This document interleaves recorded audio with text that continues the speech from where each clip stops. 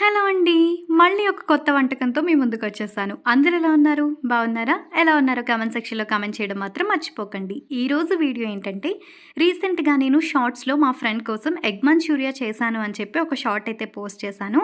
దానికి నాకు చాలామంది కమెంట్ చేశారనమాట. లాంగ్ ప్రాసెస్ వీడియో షేర్ చేయండి అని చెప్పి. అందుకే మీ అందరి కోసం ఎగ్ మంచూరియా లాంగ్ వీడియోతో అయితే వచ్చేసాననమాట. వీడియోని ఎక్కడ స్కిప్ చేయకుండా చూడండి. అప్పుడు మీకు క్లియర్‌గా ఎలా చేశాననేది అర్థమవుతుంది. ఇక లేట్ చేయకుండా వీడియోలోకి వెళ్ళిపోదామా? కానీ అంతకన్నా ముందు నాది ఒక చిన్న రిక్వెస్ట్ అండి.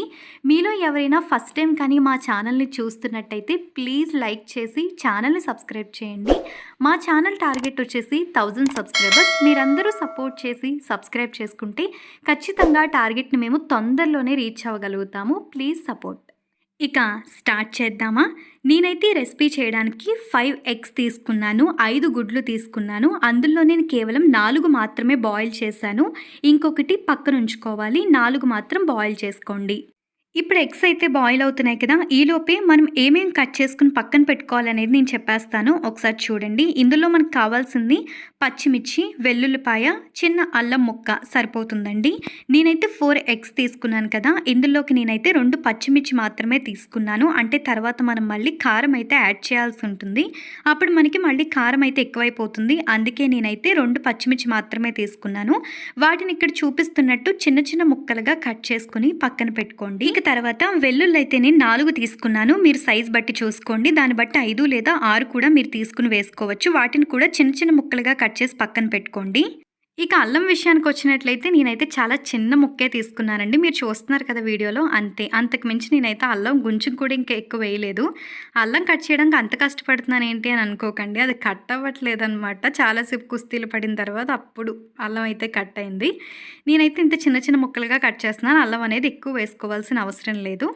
ఇవి కట్ చేసుకుని పక్కన పెట్టుకుంటే సరిపోతుంది. తర్వాత ఎగ్స్ బాయిల్ అయిపోతాయి కదా, అప్పుడు మీరు ఇక్కడ చూపిస్తున్నట్టు కట్ చేసుకోండి. ఎగ్ని ఇలా మధ్యలోకి కట్ చేసి అందులో ఉన్నటువంటి సొన తీసి పక్కన పెట్టేసేయండి. తర్వాత ఇక్కడ చూపిస్తున్నట్టు చిన్న చిన్న ముక్కలుగా కట్ చేసుకోండి. 4 ఎగ్స్ కూడా అలానే కట్ చేసేసుకోండి. మీకేంటంటే వేడి చల్లారక ముందే కట్ చేసుకోవడం వల్ల నీట్గా వస్తాయి. అదే వేడి చల్లారిపోతే కొద్దిగా మీకు కట్ చేసుకోవడం కష్టమవుతుంది. అది చూసుకోండి. ఇక అంతేనండి. ఇలా చిన్న చిన్న ముక్కలుగా కట్ చేసేసుకుని అందులో ఉన్న సొన అయితే పక్కన పెట్టేసేయండి. ఇవన్నీ కట్ చేసుకుని ఇప్పుడు పక్కన పెట్టుకున్నాం కదా, ఇప్పుడు ఇవన్నీ మిక్స్ చేసేద్దాం. వచ్చేయండి. మీకు ఇంకో విషయం చెప్పడం మర్చిపోయానండి. ఇవన్నీ మిక్స్ చేసే ముందు నేను మీకు చెప్పాను కదా 5 ఎగ్స్ తీసుకుని ఒకటి పక్కన పెట్టమని.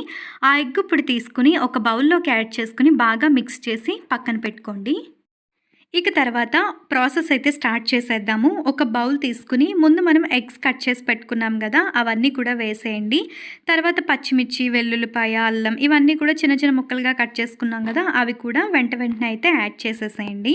ఇక ఇప్పుడు మనం కారం, ఉప్పు ఇవన్నీ కూడా యాడ్ చేద్దాము. ఫస్ట్ అయితే నేను 1 స్పూన్ వచ్చేసి కారం యాడ్ చేశాను. తర్వాత గరం మసాలా వచ్చేసి నేను 1/2 స్పూన్ మాత్రమే యాడ్ చేశాను, ఎక్కువ వేయలేదు. మనం పచ్చిమిర్చి కూడా వేసుకున్నాం కదా అందుకే. తర్వాత సాల్ట్ అయితే తగినంత యాడ్ చేసుకోండి. లాస్ట్లో ఒకసారి టేస్ట్ అయితే చూడండి. తర్వాత మనం మిక్స్ చేసి పక్కన పెట్టుకున్న ఎగ్ కూడా వేసేసుకోవాలి. ఇదైతే చూసుకుని వేసుకోండి, తక్కువ వేసుకోండి, ఒకేసారి మొత్తం వేసేయొద్దు.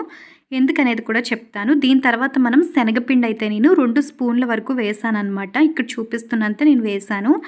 అయితే ఇప్పుడు మనం ఇదంతా మిక్స్ చేసిన తర్వాత మనకి బాల్స్లా రావాలన్నమాట. మనం కలుపుతున్నప్పుడు మనకి అవి బాల్స్లా అవ్వాలి. అలా అవ్వలేదు అంటే మనం ఎగ్ ఎక్కువ వేసేసామని అర్థం. అందుకే చూసుకుని కొంచెంగా వేసుకోండి. అప్పుడు మీకు బాల్స్లా అయితే అవుతాయన్నమాట.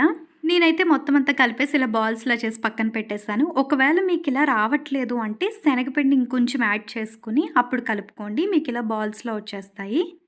ఇంకంతేనండి. తర్వాత అయితే ఆయిల్ బాగా హీట్ ఎక్కిన తర్వాత అప్పుడు ఈ బాల్స్ అన్నీ కూడా ఆయిల్ యాడ్ చేసేసుకోండి. కొద్దిగా కలర్ చేంజ్ అయ్యేంత వరకు ఉంటే సరిపోతుంది. ఇలా కలర్ చేంజ్ అవుతే సరిపోతుంది. తర్వాత పక్కన పెట్టేసుకోండి. మళ్ళీ తర్వాత మీరు 2 పచ్చిమిర్చి చీలికల్లా కట్ చేసుకుని కొద్దిగా కరివేపాకు తీసుకుని ఒక కడాయి పెట్టుకుని కొద్దిగా నూనె వేసుకుని కాగిన తర్వాత ఈ పచ్చిమిర్చి, కరివేపాకు వేసేసుకోండి.